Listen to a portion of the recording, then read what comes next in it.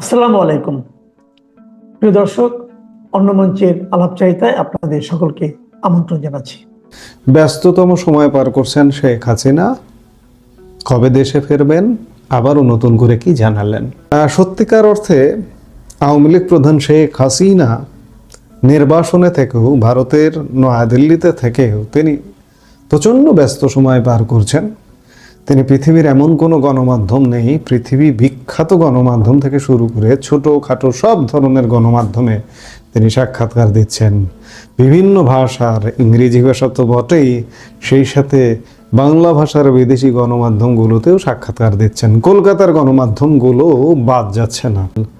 আজকে একটি সাক্ষাৎকার বেরিয়েছে কলকাতার প্রসিদ্ধ অনলাইন পোর্টাল এই সময় অনলাইনে, এবং সেখানে তিনি তার বিভিন্ন কর্মপরিকল্পনা, তার অভিমত ব্যক্ত করেছেন। আমি তার আগে একটু বলে নেই যে উনি শুধু সাক্ষাৎকারে দিচ্ছেন না, উনি একদম তৃণমূল পর্যায় পর্যন্ত কেন্দ্রীয় নেতাদের সাথে তো কথা বলছেনই, একদম উপজেলা পর্যায়ের নেতার সাথেও তিনি অনলাইনে যোগাযোগ অব্যাহত রেখেছেন। তাহলে চিন্তা করুন যে তার প্রতিদিনের ব্যস্ততাটা কিভাবে যাচ্ছে।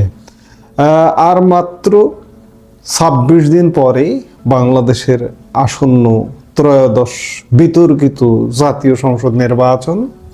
শেখ হাসিনা ক্ষমতাচ্যুত হওয়ার পর থেকে তিনি ভারতে রয়েছেন, আর নিজেদের দেশে তার দল আওয়ামী লীগের যাবতীয় কার্যক্রম নিষিদ্ধ করেছে বাংলাদেশের অন্তর্বর্তী সরকার।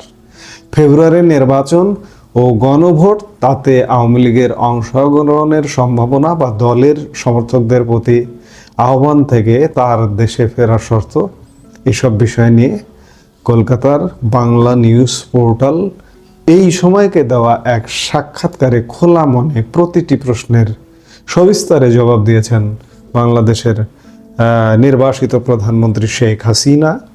এই সময়ের এই ইমেলে সাক্ষাৎকারটি গ্রহণ করেছেন অনমিত্র চট্টোপাধ্যায়। এই অনমিত্র চট্টোপাধ্যায় বাংলাদেশেও এসেছিলেন এবং বাংলাদেশের আরেকটি প্রধান রাজনৈতিক দল বিএনপির মহাসচিব মির্জা ফখরুল ইসলাম আলমগীরের যে সাক্ষাৎকার নিয়েছিলেন, এবং সেই সাক্ষাৎকার পরবর্তীতে মির্জা ফখরুল ইসলাম আলমগীর অস্বীকার করেছিলেন। সেই সাক্ষাৎকার গ্রহণকারী অনমিত্র চট্টোপাধ্যায় ইমেলে শেখ হাসিনার সাক্ষাৎকার গ্রহণ করেছেন। আমরা সাক্ষাৎকারটা নিয়েই মূলত আলাপ করতে চাই। ইমেলে প্রশ্ন করছেন অনমিত্র চট্টোপাধ্যায় যে ভারতে আপনি কেমন আতিথেয়তা পাচ্ছেন, আপনি কি কোনো আন্তরিকতার অভাব বোধ করছেন? শেখ হাসিনা উত্তর দিয়েছেন, ভারত আমাদের দীর্ঘদিনের বন্ধু এবং আমাকে স্বাগত জানানোর জন্য আমি প্রধানমন্ত্রী মোদী ও ভারতের জনগণের সমর্থন ও মানবিকতার প্রতি গভীর কৃতজ্ঞ। আমাদের দুই দেশের সম্পর্ক অত্যন্ত গভীর ও বহু বছরের পারস্পরিক শ্রদ্ধা এবং সহযোগিতার মাধ্যমে তা গড়ে উঠেছে। অবাধ ও অন্তর্ভুক্তিমূলক নির্বাচনের আহ্বান জানিয়ে এবং সংখ্যালঘুদের উপর নির্যাতনের বিষয়ে উদ্বেগ প্রকাশ করে ভারত নীতিগত অবস্থান নিয়েছে। ধর্মীয় সংখ্যালঘুদের উপর হিংসা, দীর্ঘদিনের অর্থনৈতিক অংশীদারি নষ্ট হওয়া এবং ঢাকা থেকে সরকারি কর্তাদের বিদ্বেষপূর্ণ মন্তব্যের বিষয়ে ভারতের উদ্বেগ যথার্থ। কূটনৈতিক প্রাঙ্গণে হামলা, আমাকে প্রত্যর্পণের দাবিতে মিছিল এবং বিচ্ছিন্নতাবাদী গোষ্ঠীগুলোকে আশ্রয় দেওয়া নিয়ে এনসিপির হুমকি, এগুলো বাংলাদেশের জনগণের প্রতিনিধিত্ব করে না। এগুলো অন্তর্বর্তী সরকারের আশকারা পাওয়া চরমপন্থী জঙ্গিদের কাজ। জাতি হিসেবে আমাদের পথ চলার মূলনীতি সর্বদা ছিল সবার সঙ্গে বন্ধুত্ব, কারো সাথে বৈরিতা নয়।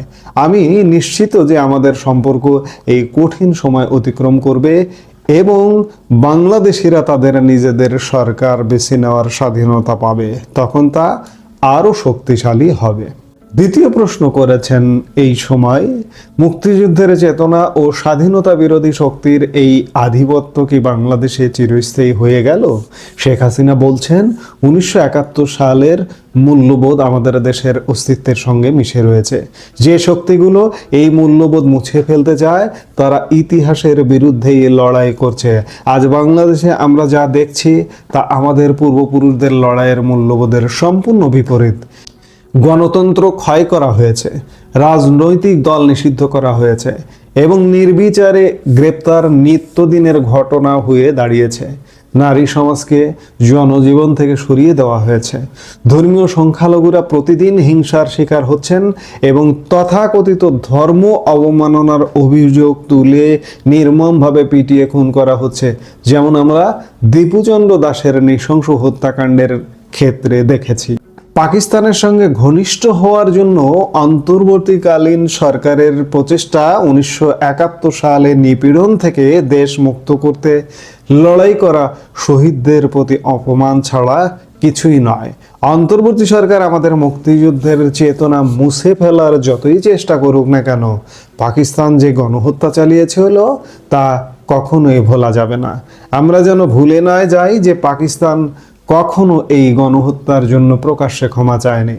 স্বাধীনতা বিরোধী এই শক্তিগুলি আমাদের প্রতিষ্ঠার নীতিগুলো ধ্বংস করার চেষ্টা করেছে, কিন্তু তারা সফল হবে না, কারণ বাংলাদেশ তার জনগণের, সাময়িকভাবে ক্ষমতা দখলকারী কোনো চরমপন্থীদের নয়।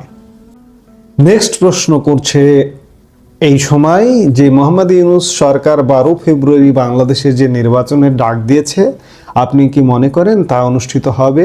পরিস্থিতির হঠাৎ কোনো পরিবর্তনে আওয়ামী লীগের তাতে অংশগ্রহণের কোনো আশা রয়েছে কি? শেখ হাসিনা উত্তর দিচ্ছেন, ফেব্রুয়ারিতে নির্বাচন হবে কিনা তার চেয়ে বড় কথা হলো সেই নির্বাচন অবাধ, সুষ্ঠু এবং অংশগ্রহণমূলক হবে কি না। আওয়ামী লীগকে নিষিদ্ধ রেখে অনুষ্ঠিত নির্বাচন কেবল নামমাত্র নির্বাচন এবং তা গণতন্ত্রের প্রতি উপহাস। শরীফ ওসমান হাদির হত্যাকাণ্ড তথাকথিত এই গণতান্ত্রিক প্রক্রিয়ার অবস্থা সম্পর্কে সবকিছু বলে দেয়। ঢাকা 8 আসনে বিএনপি, জামাত এবং এনসিপি প্রার্থীদের মধ্যে নির্বাচনী বিরোধের জেরে সে খুন হয়েছে। এর জবাবে প্রশাসন আওয়ামী লীগ সদস্যদের বিরুদ্ধে ধরপাকড় শুরু করে এবং বিশৃঙ্খল জনতাকে সংবাদ মাধ্যম, সাংবাদিক, কূটনৈতিক মিশন এবং সাংস্কৃতিক প্রতিষ্ঠানের ওপর হামলা চালানোর সুযোগ করে দেয়। নির্বাচনে অংশ নিতে চাওয়া প্রকৃত স্বতন্ত্র প্রার্থীদের অংশগ্রহণে বাধা দেওয়া হচ্ছে। রাজনৈতিক নিপীড়নের কারণে বাংলাদেশের ওয়ার্কার্স পার্টির মতো বৈধ দলগুলি নিজেদের প্রত্যাহার করে নিয়েছে এবং মনোনয়ন ফর্ম কেনার চেষ্টা করায় পুলিশের হাতে গ্রেপ্তার হতে হচ্ছে, যদি তারা বিএনপি বা জামাত ঘনিষ্ঠ গোষ্ঠীর অনুমোদিত না হয়। এটি কখনোই একটি অবাধ ও সুষ্ঠু নির্বাচনের পরিস্থিতি হতে পারে না। গণতান্ত্রিক পরিবেশ ফিরে আসার উপরে আমাদের অংশগ্রহণ নির্ভর করছে। পরিবেশ ফিরবে, বেআইনি নিষেধাজ্ঞা তুলে নেওয়া, মিথ্যা মামলায় আটক রাজবন্দীদের মুক্তি দেওয়া এবং সত্যিকার অর্থে অবাধ নির্বাচন নিশ্চিত করা হলে তখন। ইউনূস জানেন বাংলাদেশিদের সামনে প্রকৃত বিকল্প দেওয়া হলো তারা আমাদেরই ভোট দেবেন, তাই ব্যালট বাক্সে আমাদের মুখোমুখি হওয়ার বদলে তিনি আমাদের কার্যক্রম নিষিদ্ধ করেছেন। আমি হতাশ যে জাতিসংঘ পর্যবেক্ষক পাঠাতে অস্বীকার করেছে। আন্তর্জাতিক সম্প্রদায়কে অবশ্যই গণতন্ত্রের পক্ষে দাঁড়াতে হবে, অবাধ, সুষ্ঠু ও অন্তর্ভুক্তিমূলক নির্বাচনের আহ্বান জানাতে হবে। অনির্বাচিত শক্তিগুলোকে আমাদের দেশের গণতান্ত্রিক ভিত্তির অপূরণীয় ক্ষতি করার সুযোগ দেওয়া উচিত নয়।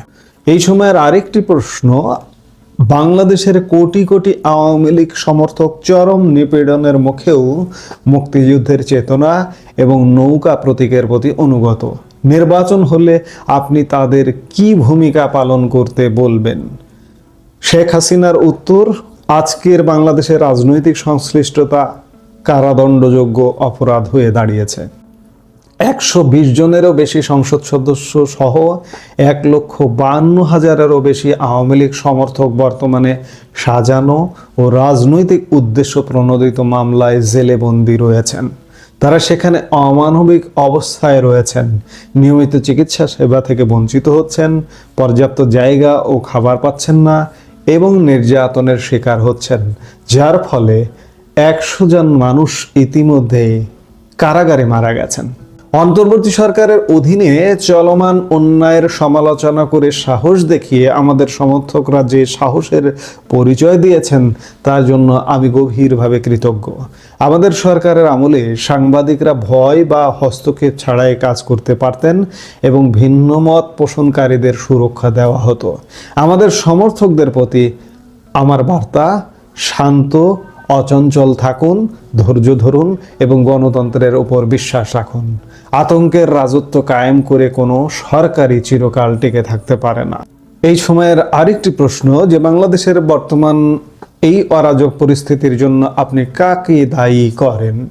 শেখ হাসিনা উত্তর দিচ্ছেন, এর দায়ভার অনির্বাচিত অন্তর্বর্তী সরকার এবং তারা যে চরমপন্থী শক্তিগুলোকে শক্তিশালী করেছে তাদের উপরই বর্তায়। অত্যন্ত সুপরিকল্পিত কৌশলে ইউনূস আমাদের অর্থনীতি, গণতান্ত্রিক ও সামাজিক কাঠামো এবং প্রতিষ্ঠানগুলোকে মারাত্মকভাবে ক্ষতিগ্রস্ত করেছেন।